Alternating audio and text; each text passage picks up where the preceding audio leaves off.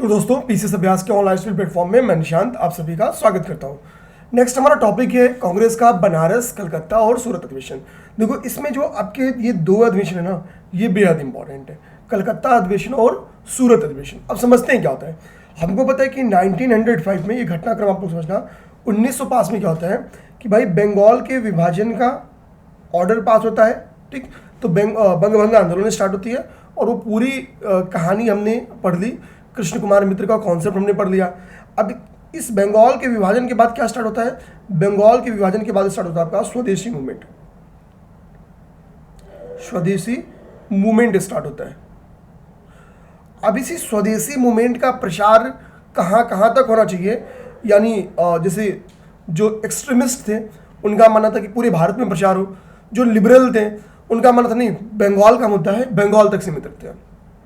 Okay, तो स्वदेशी मुद्दे को लेके क्या आता है, 1907 में आके क्या होता है, कांग्रेस में फूट पड़ जाएगी, कांग्रेस का डिवीजन हो जाएगा, कांग्रेस का क्या हो जाएगा, डिवीजन हो जाएगा, दो भाग, ठीक है।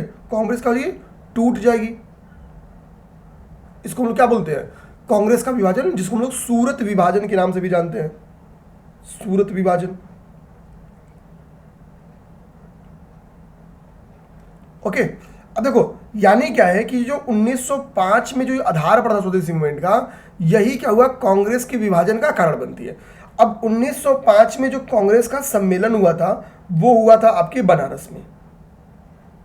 बनारस में आप बताओ टोटल कितने कांग्रेस के अधिवेशन जब से वो बनी है 1947 तक उत्तर प्रदेश में हुए, और उत्तर प्रदेश के किन किन जगहों पे हुए, ठीक है। जैसे कानपुर में हुआ है, बनारस में हुआ है, लखनऊ में हुआ है, और कौन सी जगह जहाँ पे हुआ बताइए आप लोग, ठीक है। यहाँ पे जब बनारस में हुआ था तो इसको लीड किसने किया था, तो गोपाल कृष्ण गोखले जी ने। ओके, गोपाल कृष्ण गोखले ने इसको लीड किया था, यानी अध्यक्षता कौन की थे, तो गोपाल कृष्ण गोखले। इंपॉर्टेंट क्यों है, क्योंकि उन स्वदेशी मूवमेंट पे जो सहमति या बनी होगी वो बनारस में बनी होगी, इसके लिए क्या है, बनारस का अधिवेशन इंपॉर्टेंट हो गया। अब देखो 1906 में अब ये स्वदेशी मूवमेंट का एक्सपेंशन हो रहा है, ठीक है। तो भाई स्वदेशी मूवमेंट खूब तेजी से चल रहा है। 1906 में क्या होता है, कलकत्ता में अधिवेशन होता है, जिसको हम लोग कलकत्ता अधिवेशन के नाम से जानते हैं, कलकत्ता अधिवेशन के नाम से जानते हैं। कलकत्ता अधिवेशन की अध्यक्षता किसने किया, तो दादा भाई नौरोजी ने, दादा भाई नौरोजी ने। हमको पता है कि टोटल थ्री टाइम्स दादा भाई नौरोजी ने क्या किया है, कांग्रेस की अध्यक्षता की है। वेरी इंपॉर्टेंट पर्सनालिटी है दादा भाई नौरोजी, ठीक है, वेरी इंपॉर्टेंट पर्सनालिटी है।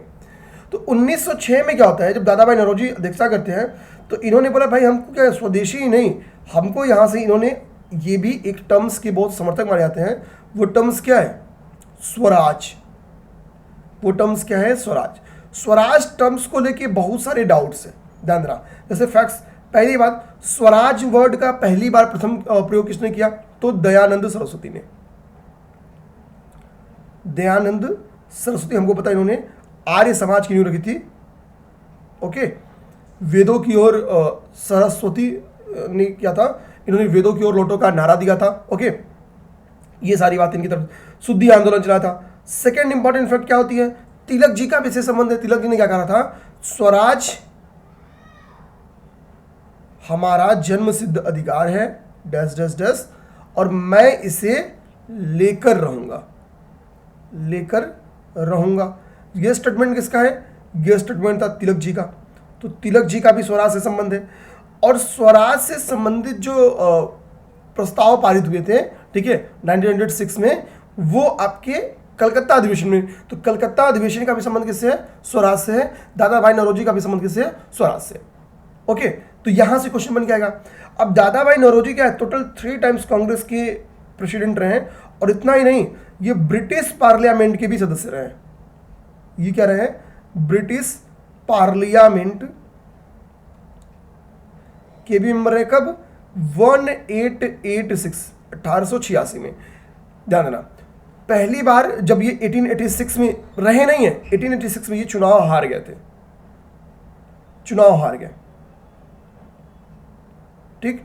1892 में ये दोबारा चुने जाते हैं, लिबरल पार्टी की तरफ से चुने जाते हैं। लिबरल पार्टी की तरफ से। Okay, liberal party.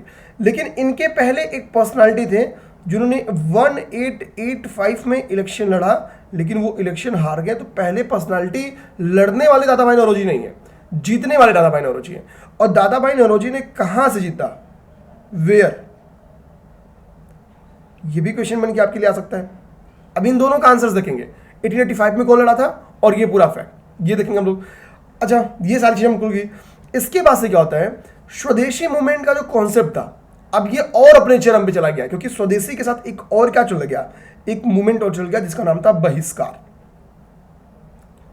बहिष्कार अब क्या है, बहिष्कार में क्या था, स्वदेशी में तो यह था कि हमको स्वदेशी अपनाना है, बहिष्कार में हो गया कि हमको अपना अपनाना है, उनका होली जलाना है, उनका नहीं खरीदना है।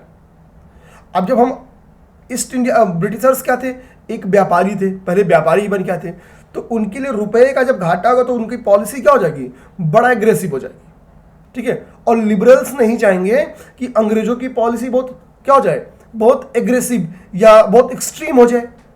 तो इसी मुद्दे पे सूरत विभाजन होगा। क्यों, ये हो भाई कि 1907 में एक बात उठनी स्टार्ट हुई कि भाई कौन बनेगा प्रेसिडेंट। तो दो खेमा अब तक आ गया था, एक खेमा कौन था, एक्सट्रीमिस्ट, और एक खेमा कौन था, लिबरल। अब भाई जो अध्यक्ष बनता उसकी पॉलिसीज पूरे एक साल कांग्रेस में चलती। इसी के लिए क्या हुआ, विचार था उसका टकराव हुआ। एक्सट्रीमिस्ट क्या कहेंगे कि भैया तिलक जी और लाला लाजपत राय में से किसी को ना, मेनली लाला लाजपत राय को आगे करेंगे, लाला लाजपत राय को आगे करेंगे। लिबरल्स किसको करेंगे, क्या रास बिहारी बोस थे या कोई और था, क्या रास बिहारी बोस थे, इसका भी आंसर अभी मिल जाएगा आगे ही। बट पढ़ने के पहले अगर आंसर आ जाएगा तो मीन्स आपने रिवीजन किया है। कमेंट कर दो, कमेंट किया तो मैंने 3 क्वेश्चंस दे दिया, ठीक है। तो यानी कांग्रेस का यहां क्या हो जाएगा, डिवीजन हो जाएगा। पहला 8-9 क्वेश्चन आपके इसी फॉर्मेट पे है, पहले मैंने 5-7 मिनट आपको फॉर्मेट समझा दिया। ओके, अब क्वेश्चन करते हैं, क्या कह रहा है गोपाल कृष्ण। पहले देखो दादा भाई नौरोजी के संदर्भ में एक क्वेश्चन है, क्वेश्चन नंबर 6। पहले क्वेश्चन नंबर 6 देखेंगे, इनके बारे में जान लेते हैं, बहुत इंपॉर्टेंट है। हमको पता है ब्रेन ड्रेन थियरी इन्होंने दिया था, धन के निर्गमन का सिद्धांत इन्होंने दिया था, जिस सिद्धांत में बताया था कि कैसे भारतीय रुपए को विदेश में भेजा जा रहा है। तो पार्ट ध्यान देना, poverty and un British rule in India, ये इन्होंने एक पुस्तक लिखी थी, poverty and un British rule in India. मतलब जो ब्रिटिश रूल भारत में होना चाहिए था वो चल नहीं रहा है, ब्रिटेन सरकार की जो रूल्स है ब्रिटेन में वैसा रूल यहाँ पे नहीं कर रही है, ठीक है। ये बुक इनकी थी, तो बिल्कुल सही बात, इनकी बुक थी। उन्होंने गुजराती के प्रोफेसर के रूप में यूनिवर्सिटी कॉलेज लंदन में कार्य किया, तो बिल्कुल सही बात है, उन्होंने, ठीक है, यूनिवर्सिटी कॉलेज लंदन में इन्होंने वर्क किया था गुजराती प्रोफेसर के रूप में। आगे कह रहा है बंबई में महिला शिक्षा की इन्होंने रिव्यू रखी थी, ये भी स्टेटमेंट इनके बारे में संबंध सही है। क्या कह रहा है कि ब्रिटिश पार्लियामेंट के सदस्य के रूप में ये अनुदारवादी पार्टी से चुने गए थे। तो अनुदार वाली पार्टी से नहीं, अनुदार मतलब कंजर्वेटिव कह रहा है, तो ये कंजर्वेटिव पार्टी से संबंधित नहीं थे, ये किस पार्टी से संबंधित थे, ये लिबरल पार्टी से गए थे। तो हमको एक बुक का नाम पता चल गया, ये टीचर थे और महिला शिक्षा की नींव रखे थे।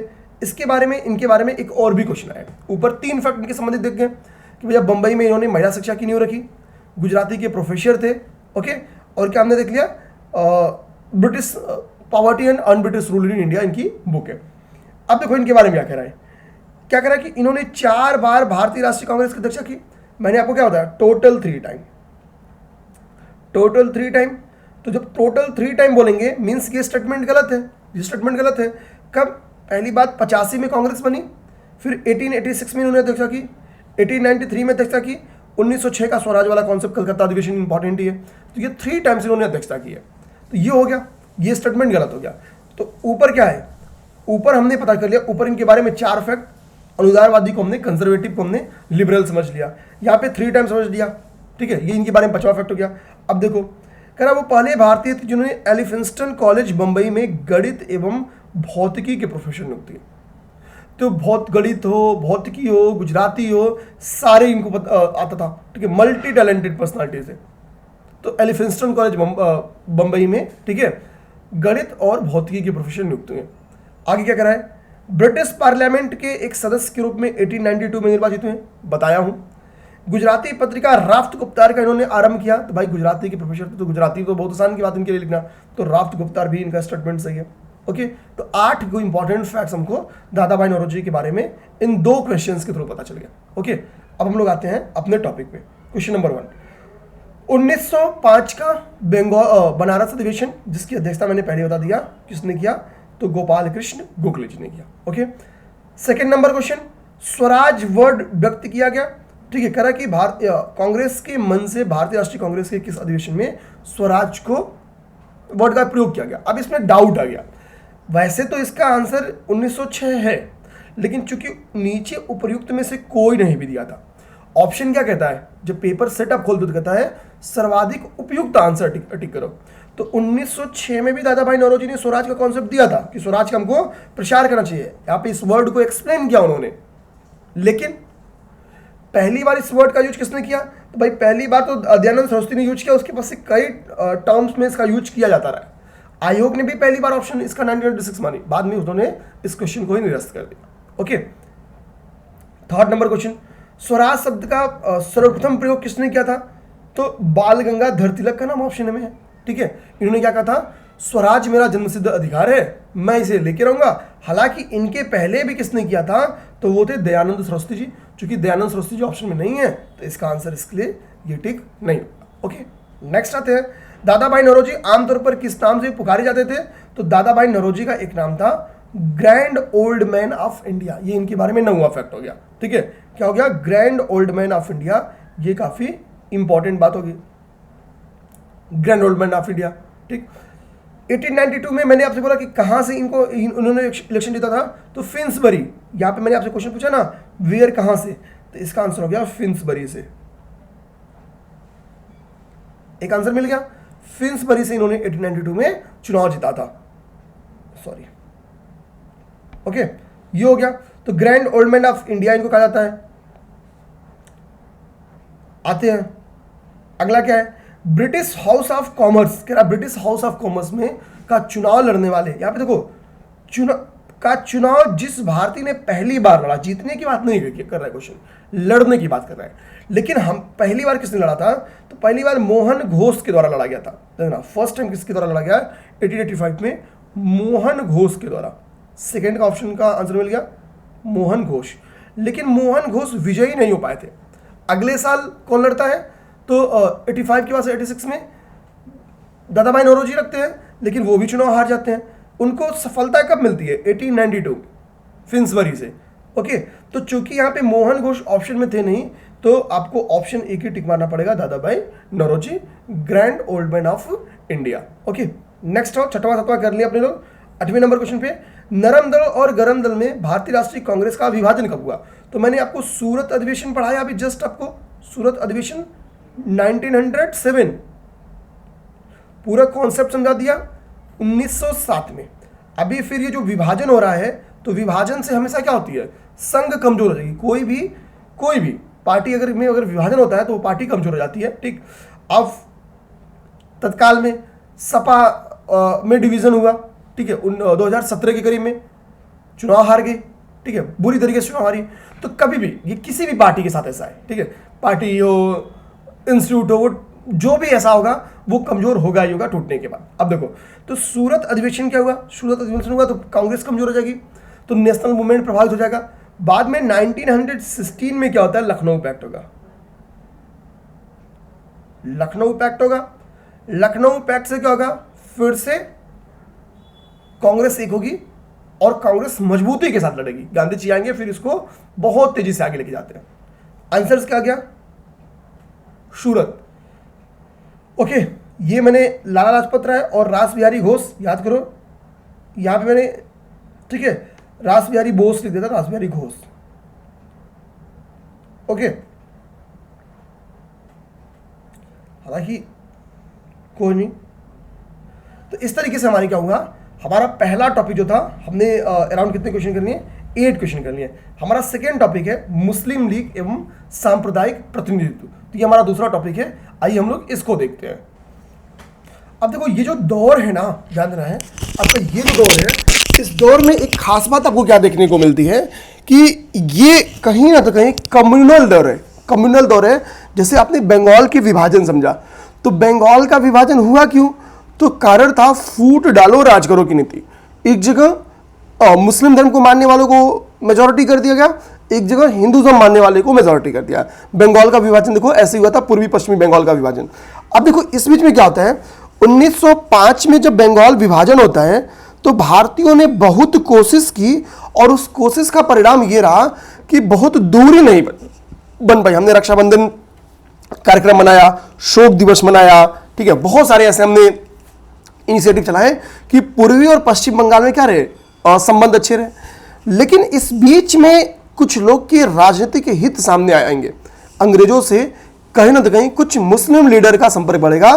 खास तौर पे ढाका के नवाब का जो संबंध था वो अंग्रेजों से बेहतर हो चुका था। ठीक है, अभी ढाका के नवाब कौन थे, ठीक है, सारी चीजें हम लोग क्लियर पढ़ेंगे। अभी दिमाग को ढाका के नवाब का संबंध अंग्रेजों से बेहतर हो चुका था।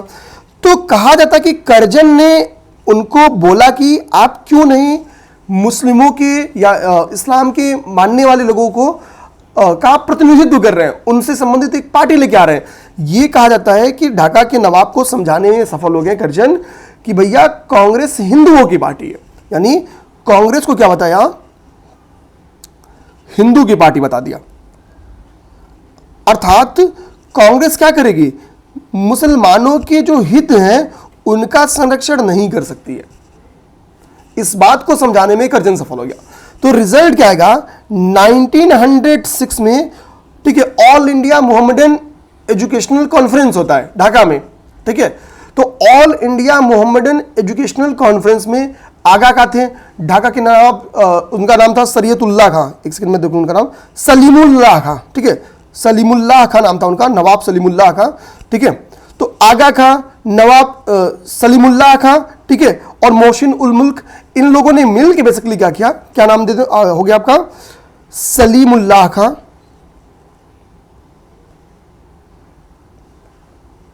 नाम दे देता हूं, आगा खां। बेसिकली ये दो बड़ी पर्सनालिटी थे। इन्होंने क्या किया, भैया इस कॉन्फ्रेंस में ऑल इंडिया, किस कॉन्फ्रेंस में, all India Mohammedan educational conference चला था ढाका में। इसी कॉन्फ्रेंस में इन्होंने मुस्लिम लीग की नींव रख दी और नाम से ही आपको पता चला ये लीग क्या करेगी, मुस्लिम हितों का संरक्षण करेगी।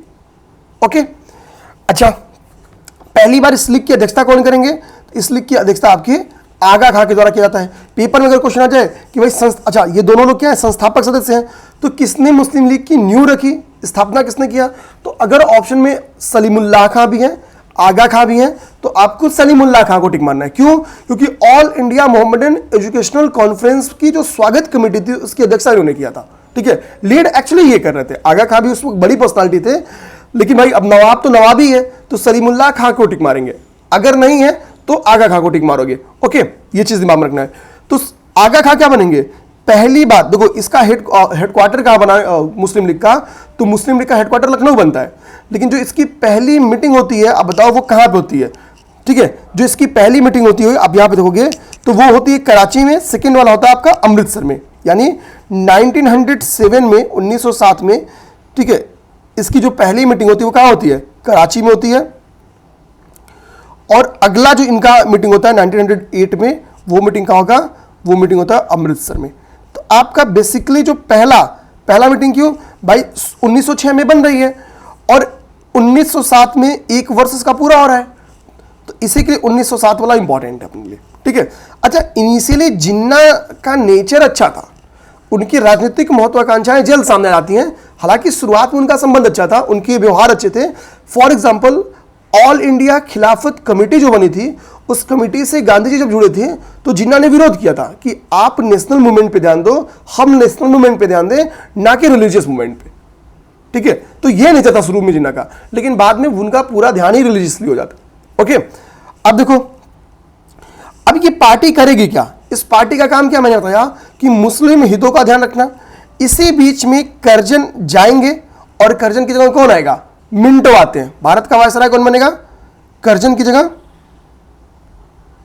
मिंटो बनेगा। और क्या आते हैं, एक 1909 का 1909 का एक्ट आता है, जिस एक्ट को हम लोग क्या कहते हैं, मार्ले मिंटो सुधार के नाम से जानते हैं, मार्ले मिंटो सुधार। ओके, और इसी मार्ले मिंटो सुधार को हम लोग क्या कहते हैं, इस मार्ले मिंटो सुधार में एक कॉन्सेप्ट आया था, जिस कॉन्सेप्ट का नाम था कम्युनल अवार्ड। कम्युनल अवार्ड यानी सांप्रदायिक, इंग्लिश अगर गलत होगा तो माफ करना, ठीक है, सांप्रदायिक पंचाट।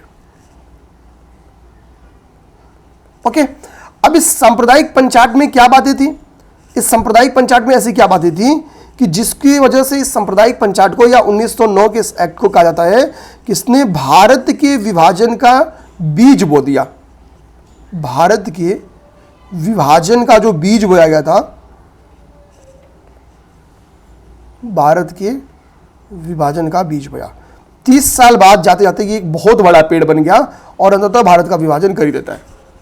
ओके, इसमें क्या था कि जो हमारी लेजिस्लेटिव असेंबली यानी जो विधानसभा है, विधानसभा में हम लोग क्या करेंगे, मुस्लिम की जो जनसंख्या है उसके अनुपात में क्या करेंगे, सीटों का आरक्षण देंगे, सीटों का आरक्षण। और इस सीटों के आरक्षण में क्या होता था कि मुस्लिम ही लड़ेगा, मुस्लिम ही वोट करेगा। सांप्रदायिक पंचायत का बेसिकली कॉन्सेप्ट यह था। ठीक, अब सोचो, यानी जब विधानसभा में जाएंगे और ये मुस्लिम हितों वाली पार्टी है, तो पूरा नेचर ही क्या हो जाएगा, हिंदू वर्सेस मुस्लिम हो जाएगा। तो विधानसभा में कोई डेवलपमेंट का वर्क हो ही नहीं पाएगा। तो इंग्लिश फुट डालो राज करो नीति चल, जब तक ये लोग अपने में लड़ेंगे हम चलते रहेंगे। तो इसी के लिए मार्ले मिंटो सुधार को, जो मार्ले मिंटो एक्ट था, जनरल मार्ले मिंटो सुधार था, उसको हम लोग कहते हैं सांप्रदायिकता का बीज बोने वाला एक्ट कहते हैं। अब बताओ, भारत में सांप्रदायिक का जन्मदाता किसको कहा जाता है, मार्ले को या मिंटो को? ये आप चाहो तो हमें कमेंट करके बता सकते हो। ये इतनी बातें होंगी। अब क्या बातें और बची होंगी जो कर लें हम लोग आगे? इसमें कोई क्वेश्चन है ऐसा? ठीक है, अब कोई नहीं। ये अब मैं पूरा आपको समझाता। आप देखिए, क्वेश्चन बहुत आराम से लगेगा। ये इतना आपने समझ लिया, 4 मिनट 5 मिनट। अब क्वेश्चन देखो, बहुत आराम से लगेगा। क्वेश्चन क्या कह रहा है? कह रहा है मुस्लिम लीग और सांप्रदायिक प्रतिनिधित्व। मुस्लिम लीग सांप्रदायिक प्रतिनिधित्व के लिए बनी थी, मुस्लिम हितों को ध्यान में रखते हुए। 1906 में आगा खां के नेतृत्व में मुसलमानों के हितों का संरक्षण इसका संबंध था। ढाका में all India Mohammedan education conference हुआ था, उसी में सलीमुल्लाह खां की अध्यक्षता में मुस्लिम लीग की नींव पड़ती है। हेडक्वार्टर इसका लखनऊ में था। आगा खां प्रथम अध्यक्ष बनाए जाते हैं। ये सारी चीज समझा दिया। 1907 में मुस्लिम लीग का वार्षिक अधिवेशन कहाँ हुआ था? कराची में हुआ था। ओके, ये चीज हमने समझ लिया। आगे क्या कह रहा है आप देखो, मार्ले मिंटो सुधार बिल किस वर्ष पास हुआ? 1909 में। ठीक है, काउंसिल एक्ट की बात करा कि 1909 में इंडियन काउंसिल एक्ट में किस बात की व्यवस्था की गई थी? तो कम्युनल अवार्ड की बात की गई थी, कम्युनल अवार्ड की। द्वैत शासन का संबंध 1919 और 35 से है। कब केंद्र में आया, कब प्रांत में, आप चाहो तो कमेंट कर सकते हो। राष्ट्रीय आंदोलन की अवधि में जिस घटना ने कहा जाता है कि बेसिकली बीज बोया, वो सीड्स बोए, जिसने भारत का, देश का डिवीजन कर दिया, इंडिया का डिवीजन किया, तो कम्युनल अवार्ड ने, जिसमें निर्वाचन क्षेत्रों की, पृथक निर्वाचन क्षेत्र की व्यवस्था की गई थी। ओके, ये बात था। अब हमारा नेक्स्ट कॉन्सेप्ट है वो है दिल्ली दरबार। नेक्स्ट हमारा क्वेश्चन क्या है? तो नेक्स्ट क्वेश्चन हमारा है दिल्ली दरबार। दिल्ली दरबार क्या था? अब देखो, इतनी सारी घटना हो चुकी है, बहुत सारी घटना हो चुकी है। दिल्ली दरबार का जब ड्यूरेशन आता है तो उस वक्त भारत का जो वायसराय होता है उसको हम लोग कहते हैं लॉर्ड हार्डिंग। लॉर्ड हार्डिंग 3 वजह से बहुत इंपॉर्टेंट रखता है। 3 वजह से। पहली इंपॉर्टेंस क्यों भाई? जॉर्ज पंचम आ रहे हैं। जॉर्ज पंचम क्या थे? ब्रिटेन के प्रिंस राजकुमार थे और उनकी महारानी मेरी आ रही थी। तो इसी को हम लोग कहते हैं दिल्ली में उनका दरबार लग रहा था। अब देखो, तो इसके ड्यूरेशन में तृतीय दिल्ली दरबार लगा है। तृतीय दिल्ली दरबार लगा है। तृतीय दिल्ली दरबार में कब बना था? जॉर्ज पंचम आ रहे थे, प्लस मेरी आ रही थी। मेरी नहीं, जॉर्ज पंचम की मेरी, ठीक है, प्लस मेरी आ रही थी। एक काम ये हो गया। सेकेंड काम इन्होंने क्या किया, हालांकि दिल्ली दरबार के पहले ही इन्होंने एक काम कर लिया था, बता दिया था कि भैया कि हम बंगाल विभाजन को रद्द करेंगे। तो बंगाल विभाजन रद्द किया गया। बंगाल विभाजन रद्द किया गया इन्हीं के ड्यूरेशन में। ओके, तीसरा काम क्या होता है, भारत की राजधानी जो कलकत्ता थी, क्यों कलकत्ता से दिल्ली ला गया, क्योंकि कलकत्ता क्या था कि भाई क्रांतिकारी आंदोलन का हब बन चुका था। इसको लाया गया दिल्ली में ताकि सारे जो हमारे एडमिनिस्ट्रेशन के काम हो वो दिल्ली आ जाए। तो जो वीरों की भूमि है, क्रांतिकारियों की भूमि, उसे मुक्ति मिल जाएगी। दिल्ली से कलकत्ता, यही कारण है। एक इन्हीं के ड्यूरेशन में एक और घटना जिसको हम लोग कहते हैं दिल्ली कॉन्स्पिरेसी केस, दिल्ली बम कांड या हार्डिंग बम कांड के नाम से जानते हैं। हार्डिंग बम कांड,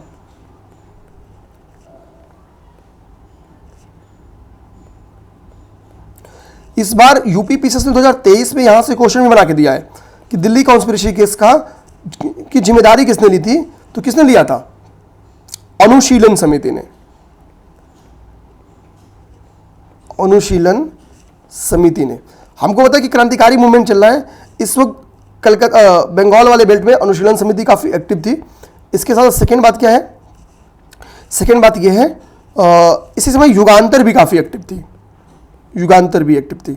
हालांकि इन्होंने जो जिम्मेदारी ली थी वो अनुशीलन समिति ने ली थी। ओके, अनुशीलन समिति ने। ये सारी चीजें हो गई। आप बताओ चौथा यहीं से, क्या बर्मा इन्हीं के ड्यूरेशन में भारत से अलग किया गया?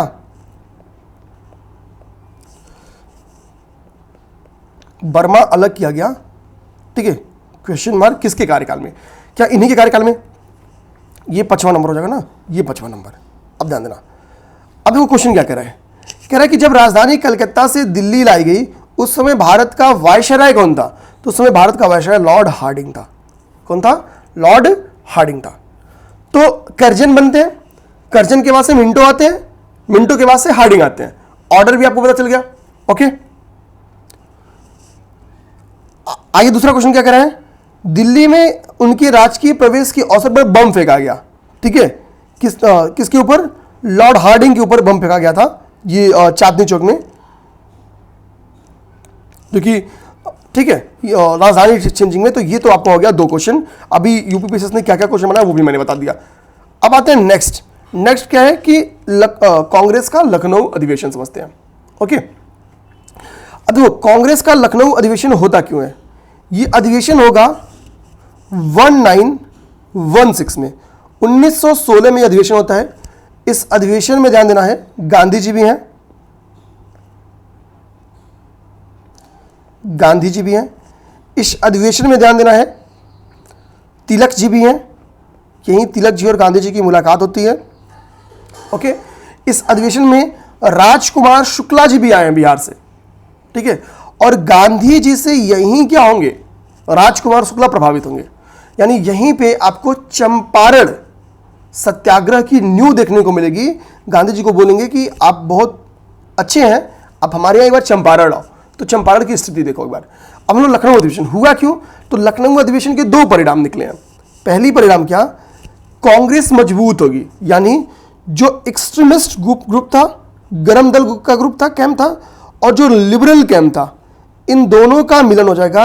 अब बनेगी पावरफुल कैंप बनेगा जिसका नाम होगा पावरफुल कांग्रेस, यानी कांग्रेस मजबूत कांग्रेस बनेगी। सेकंड क्या होगा? कुछ मुद्दों पे मुस्लिम लीग के क्या होगा, मुस्लिम लीग से कांग्रेस क्या करेगी, समझौता कर लेगी, ठीक है। तो मुस्लिम लीग बोलेगी ठीक है, इन मुद्दों पे मैं क्या करूंगा, हम इंग्लिश के सामने मिलजुल के अपनी बात रखेंगे, ना हिंदू की बात होगी ना मुस्लिम की बात होगी, ठीक है। कुछ शर्तें कांग्रेस ने मान ली थी, इस वजह से इस बात पे तैयार हो गया। तो ये केवल ना केवल गरम दल और नरम दल का मिलन है, ये कांग्रेस और मुस्लिम लीग का भी मिलन है। क्वेश्चन क्या कह रहा है? 1916 में इंडियन नेशनल कांग्रेस और इंडियन मुस्लिम लीग एक ही समय पर अधिवेशन में कहा गया लखनऊ पैक्ट, ठीक है। लखनऊ पैक्ट की अध्यक्षता किसने की थी? तो अंबिका चरण मजूमदार जी ने की थी। ये भी एक इंपॉर्टेंट फैक्ट है, ठीक है। अंबिका चरण मजूमदार जी, वेरी इंपॉर्टेंट फैक्ट है, ठीक है, वेरी इंपॉर्टेंट। आइए नेक्स्ट क्वेश्चन देखते हैं। कह रहा है कि मुस्लिम लीग और कांग्रेस के बीच में लखनऊ पैक्ट साइन कब हुआ? 1916 में। मैं क्या कहता हूं, कितनी बार क्वेश्चन से ही आंसर बना, नेक्स्ट क्वेश्चन तैयार करता अगले साल। 2004 में क्वेश्चन क्या पूछा है कि 1916 में आईएनसी के बीच में कहां समारोह हुआ? इस बार क्या बना, लखनऊ में कब समारोह हुआ?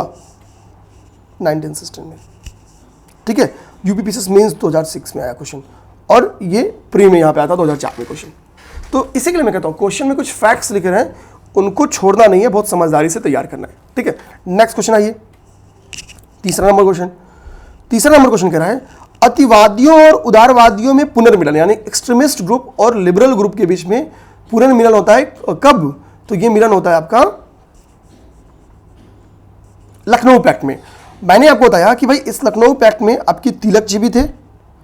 तिलक जी इस वक्त एक मूवमेंट चला रहे थे, जिस मूवमेंट का नाम क्या था? Home rule movement, home rule league के थ्रू, होम रूल मूवमेंट। ठीक है, मतलब होम रूल, घर का शासन, अपना शासन खुद करेंगे हम। और इस मूवमेंट में तिलक जी के साथ कौन थे? तो इसमें एनी बेसेंट थी। तो विदेशी का कंट्रीब्यूशन कभी देखना हो तो एनी बेसेंट थी। हमको पता है एनी बेसेंट कांग्रेस की प्रथम महिला अध्यक्ष भी बनती हैं। व्हेन, कब बनती हैं आप बताओ? तो एनी बेसेंट तिलक जी को समझाती हैं कि तिलक जी आप एक्सट्रीमिस्ट थे, आपका कैंप क्या था? एक्सट्रीमिस्ट कैंप था। और आप लिटरली अगर चाहते हैं कि इंडियन नेशनल मूवमेंट आगे बढ़े, बहुत बढ़िया तरीके से आगे बढ़े, तो प्लीज जो आपके ये भाई लोग हैं लिबरल वाले, बातचीत करो। मैं दावा लेता हूं मैं आप दोनों के बीच में मिलन कराऊंगी। एनी बेसेंट जाके बातचीत करती हैं लिबरल से कि तिलक जी तैयार हैं। ठीक है, तो भैया इन लोग के बीच में क्या होता है? बातचीत हो जाती है, सहमति होती है। ओके, तो किसके बाद? अच्छा देखो ऑप्शन में क्या है, मैडम कामा क्या नाम है? मैडम कामा फॉरेन में संबंधित थे। इन्होंने स्टुटगार्ट में हमने पढ़ा, स्टुटगार्ट जर्मनी में क्या क्या था? तिरंगा झंडा फहरा था। जिन्ना, एम ए जिन्ना, जिन्ना का नाम यार नॉर्मली अपना अखिल भारतीय खिलाफत आंदोलन से पढ़ना स्टार्ट करते हो। फिरोज शाह मेहता जी पुराने लीडर है कांग्रेस के, ठीक है, इनको काट दो। आते हैं इंडियन नेशनल कांग्रेस और मुस्लिम लीग के बीच में मैतक के काल निम्नलिखित में से किसे प्रदर्शित करता है? तो भाई 16 में इनसे समझौता होता है, 16, 40, 17, 6 में 1906 में तो मुस्लिम लीग बनी है। क्यों बनी है? इनके प्रतिनिधित्व के लिए, मुसलमानों के प्रतिनिधित्व के लिए। तो मुस्लिम हित की बात करेगी तो मित्रता तो नहीं रहेगी। इसी बीच में कांग्रेस टूट भी जा रही है तो मित्रता का सवाल ही नहीं है। 40-46 में याद करो डायरेक्ट एक्शन डे मनाया जा रहा है, ये ड्यूरेशन भी खराब ड्यूरेशन है। ओके, और 1917 क्यों माने? जब 16 में ही समझौता हो रहा तो मित्रता 16 से तैयार हुई। ऐसा थोड़ी होगा कि भाई हम 1916 में लखनऊ पैक्ट के तहत बोलते हैं हम मित्र बनेंगे, लेकिन एक साल बाद 1917 से बनेंगे, ऐसा तो होगा नहीं। आज से मित्र हैं हम। तो लगभग 5-6 सालों तक, खास तौर पे देखोगे, चूंकि अच्छा ये आप दौर 1922 का कैसे तैयार कर सकते हो? सर 1922 ही कैसे याद रखेंगे? थोड़ा सा दिमाग पे जोड़ दोगे तो तैयार हो जाएगा। देखो 1916 में पैक्ट हो रहा है, 1919 में फर्स्ट वर्ल्ड वार खत्म हो रहा है।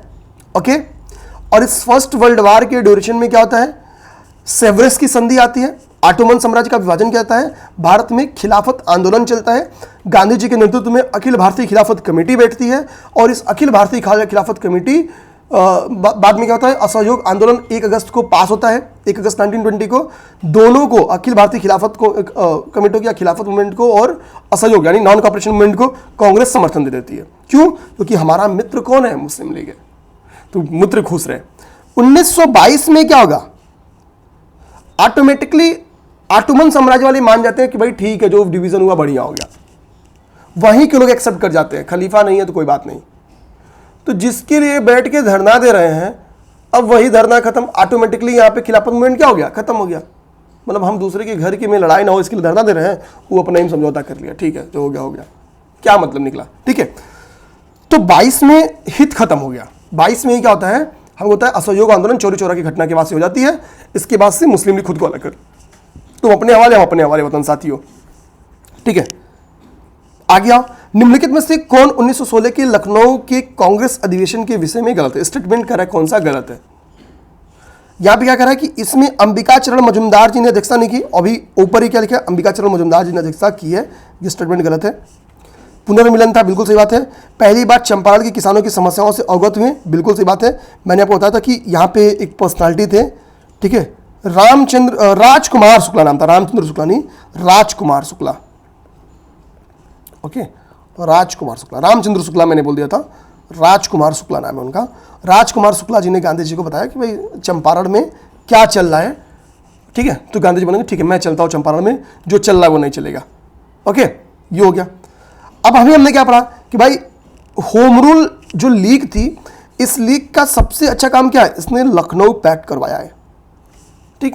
और जब 1907 में कांग्रेस का विभाजन हो गया और 16 में जाके एक हो रही है, 13 के करीब में क्या हो रहा है, तिलक जी छूट जा रहे हैं, और जो बीच का ये न्यूट्रल दौर था कि कोई विरोधी नहीं कर रहा था, उसमें होम रूल लीग क्या करेगी, विरोध करेगी अंग्रेजों का, ठीक है। तो हमारे लिए होम रूल लीग भी क्या है, बहुत ही ज्यादा इंपॉर्टेंट है, ठीक है। होम रूल लीग भी बहुत ज्यादा इंपॉर्टेंट है, होम रूल लीग पढ़ते हैं, ओके। पहला क्वेश्चन तो बहुत आसान है, होम रूल लीग का आंदोलन सर्वप्रथम किसने स्टार्ट किया, तो भाई होम रूल लीग सबसे पहले स्टार्ट की थी कौन, एनी बेसेंट। बाद में कौन स्टार्ट किया, देखो होम रूल आंदोलन बोलेगा कौन सबसे पहले स्टार्ट किया, तो होम रूल आंदोलन सबसे पहले स्टार्ट किए Annie Besant. Home rule league किसने सबसे पहले खोला, तो तिलक। लीग की स्थापना सर्वप्रथम तिलक जी करते हैं, ओके। ये दोनों तो इसका आंसर हो गया।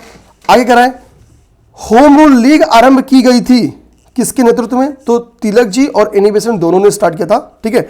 अब देखो यहां पे क्या कर रहा है कि अप्रैल माह में तिलक जी ने लीग की स्थापना की और सितंबर माह में एनी बेसेंट ने। तो मैंने बताया ही आपको कि भैया अगर बात करेगा लीग का कि भाई होम रूल लीग किसने स्टार्ट किया पहले, तो लीग पहले तिलक जी ने स्टार्ट किया है, और उसके बाद से कौन, एनी बेसेंट जी ने स्टार्ट किया है, ओके। ये इंपॉर्टेंट है। और अगर आपसे पूछे मूवमेंट किसने पहले चलाया, तो मूवमेंट आपको सबसे ए बी एनी बेसेंट जी ने चलाया, बाद में तिलक जी ने चलाया। आगे बात समझ में, एक सेकंड भैया, थोड़ा सा मैसेज आया कि आपकी मैकबुक बंद होने वाली है, तो इसको चालू करते हैं, ओके। आवाज आ रही है, चलिए कोई नहीं, ठीक है। तो ये अच्छा, यहाँ पे एक चीज़ आप लोग ध्यान देंगे, यहीं से देखो यूपी पीसीएस प्रीलिम्स के लिए टेस्ट सीरीज पीसीएस अभ्यास की चल रही है, तो आप सब इससे जरूर जुड़ो, ठीक है। One of the best test series समझो कि हम लोगों ने स्टार्ट किया, बहुत ही बढ़िया टेस्ट सीरीज स्टार्ट किया है, तो आप इससे जरूर जुड़िए, ठीक है। इसके जो डिटेल्स हैं टेस्ट के, आपके डिस्क्रिप्शन बॉक्स में एक कॉन्टैक्ट नंबर पीसीएस अभ्यास का दिख रहा होगा, आपको उस कॉन्टैक्ट नंबर पे क्या करना होगा, संपर्क कर लेना होगा, जितनी भी डिटेल जानकारी है वो वहाँ पे आपको मिल जाएगी। मैं लिख भी दे रहा हूँ कॉन्टैक्ट नंबर 7800434244, ठीक है। 7800434244, ओके। ये कॉन्टैक्ट नंबर है, आपको इस पे व्हाट्सअप कर लेना होगा, आपको टेस्ट सीरीज की डिटेल मिल जाएगी। आरओ और यूपी पीसीएस दोनों की टेस्ट सीरीज चल रही है, इसमें डिस्कशन भी मौजूद है, ठीक।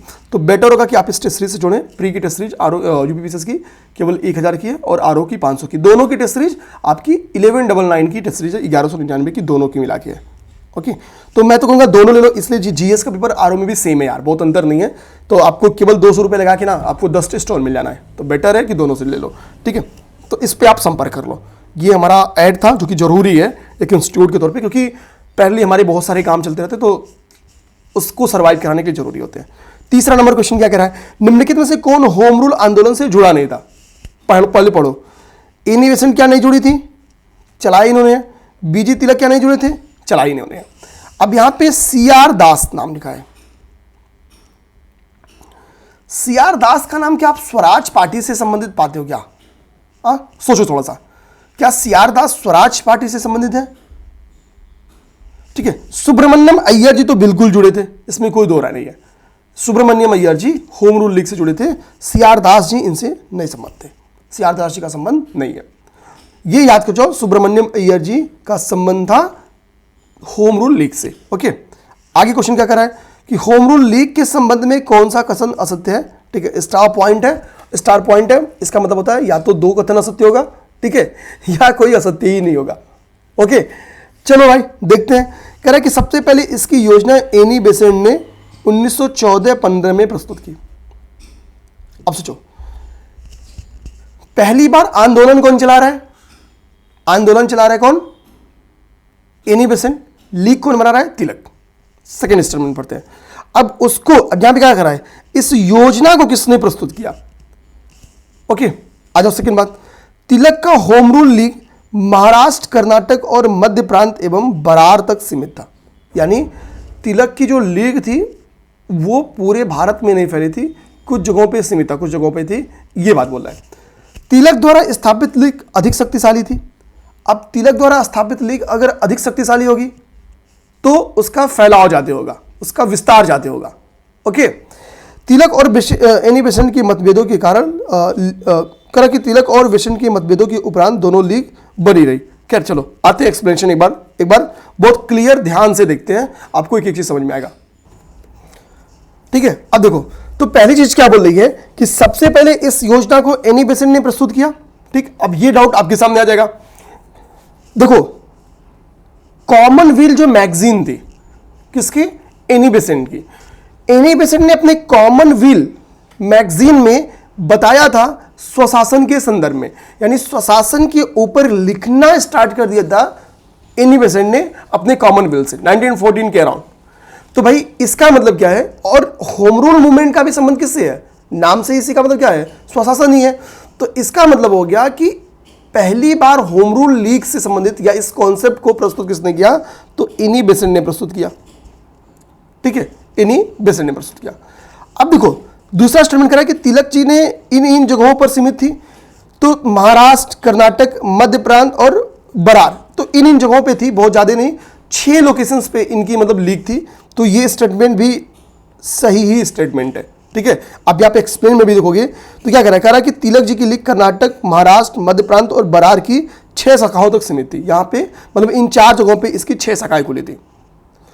अब देखो तिलक द्वारा स्थापित लीग अधिक शक्तिशाली था। मैंने क्या बोला कि तिलक जी की लीग अगर इतनी ही यहीं तक सीमित रहेगी तो मतलब विस्तार किसकी लीग का हुआ होगा, एनी बेसेंट की लीग का विस्तार हुआ होगा। ठीक है, अब देखो इस ड्यूरेशन में अगर लीग का विस्तार हो रहा होगा तो यानी लीग के रूल्स आसान होंगे, और जिस लीग का विस्तार नहीं हो रहा है उस लीग के रूल्स और रेगुलेशंस टफ होंगे। तो एनी बेसेंट का लीग क्या था कि भाई 3 लोग जहां चाहे मिलकर लीग खोल दे, मतलब होम रूल लीग की स्थापना कर सकते हैं। तो ये लीग यानी मधुमक्खी की तरह, छत्ते की तरह फैल जाएगा, इधर उधर सब जगह फैल जाएगा। हालांकि इस लीग का फायदा बाद में गांधी जी उठाते हैं, क्योंकि ग्रामीण स्तर तक ये लीग फैली थी पूरे भारत में। ओके, तो ढीला प्रबंधन किसका था, तिलक जी वाले का या एनी बेसेंट वाले का। तो चूंकि लीग के रूल्स टफ थे तिलक जी के और रूल्स आसान थे एनी बेसेंट के, तो यानी तिलक द्वारा स्थापित रूल शक्तिशाली था।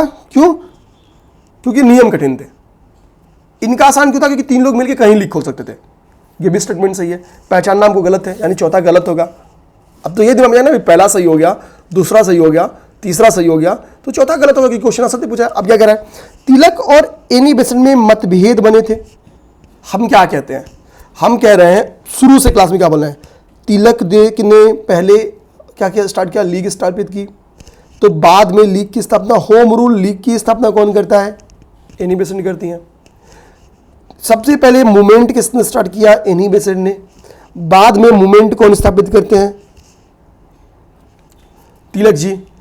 ठीक है, तिलक जी ने केवल 6 जगहों पे मतलब कुछ सीमित जगहों पर अपने लीग स्थापित किया, मतलब एरिया, इनके एरिया सीमित था। इन्होंने अपना एक्सपेंड कर दिया, प्रसार कर दिया, तो पैरेलली 2 लीग चलता हुआ दिख रहा है। तो लीग तो बनी रही, लीग चल रही है, तो 2 लोग का टारगेट एक है, स्वशासन, फिर भी मिल के एक लीग नहीं बना रहे कि भाई आओ मेरा बहुत स्ट्रिक्ट रूल है, तुम्हारा बहुत आसान रूल है, दोनों मिलके मध्यम मार्गी बनते हैं और मध्यम मार्ग नियम बनाते हैं, न बहुत टफ न बहुत आसान। ठीक है, चलते हैं, मध्यम मार्ग का नियम यहाँ हमारे यहाँ चल रहा था। लेकिन इन्होंने कभी मित्रता नहीं की, ये कहती थी, इनके बीच में वो दिक्कत नहीं थी। इनके फॉलोअर्स एनी बेसेंट को नहीं पसंद करते थे, एनी बेसेंट के फॉलोअर्स इनको नहीं पसंद करते थे। तो चूंकि पता चले हम मिल जाए, इधर हाथ मिला ले, हमारे फॉलोअर्स हाथ ही ना मिलाए, गड़बड़ी है। फिर इसके लिए दोनों में मतभेद था, अपने अपने काम पे रहे। एनी बेसेंट को इंग्लिश समझा लेते हैं, तिलक वेलेंटाइन सिरोल के अगेंस्ट मानहानि करने लंदन चले जाते हैं, भैया यहीं से लीग खत्म हो जाती है।